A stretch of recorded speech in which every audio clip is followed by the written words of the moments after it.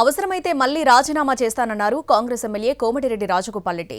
గతంలో రాజీనామా చేస్తే అప్పటి బీఆర్ఎస్ ప్రభుత్వం మునుగోడు ప్రజల దగ్గరకు వచ్చిందన్నారు. అవసరమైతే మళ్లీ త్యాగం చేసి ప్రభుత్వాన్ని ప్రజల దగ్గరకు తీసుకెళ్తారని చెప్పారు. తనకంటే జూనియర్లకు మంత్రి పదవి ఇచ్చారని చెప్పారు. పదవుల కోసం తాను ఎవరి కాళ్ళు మొక్కబోనని స్పష్టం చేశారు.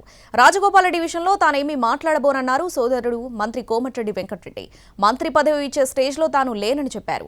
పార్టీ పెద్దలు మాటిచ్చిన విషయం కూడా తనకు తెలియదన్నారు. మీరు ఇస్తానని హామీ ఇచ్చిండ్రు, ఇస్తారా ఇవ్వరా అది మీ ఇష్టం. అవకాశం వస్తే ఎప్పుడన్నా నేను కూడా సీనియర్ని కాబట్టి తెలంగాణ ఉద్యమంలో ఉన్నా కాబట్టి నాకంటే జూనియర్లకు నిన్నమని వచ్చిన ఇతర పార్టీ వాళ్ళందరికి ఇచ్చారు కాబట్టి మీరు ఇచ్చిన మాట నిలబెట్టుకుంటే.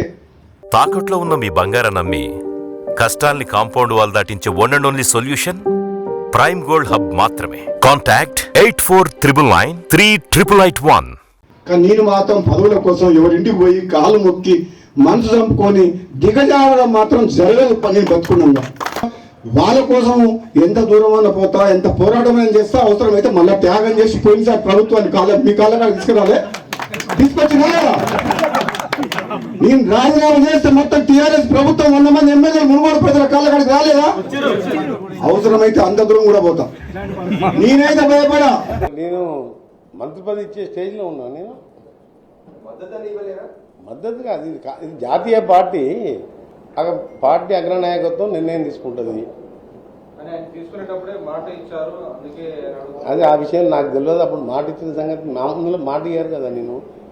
నేను ఇప్పుడు వాళ్ళు మాట ఇస్తే సంతోషమే, ఇస్తే సంతోషపడతాం. కానీ కేంద్రంలో అల్టిమేట్గా హైకమాండ్ సీఎం గారు కూర్చొని నిర్ణయించే అంశాన్ని నన్ను అడగడం కూడా మీరు తప్పు. రాజగోపాల్ విషయంలో నో కామెంట్స్. ఎందుకంటే నాకు సంబంధం లేని విషయం. నాది హైకమాండ్ చెప్పే పరిస్థితి కానీ హైకమాండ్ దగ్గర పోయి మంత్రి పదవి, అసలు నేనే ఢిల్లీకి రాలేదు, మంత్రి పదవి అడగలే.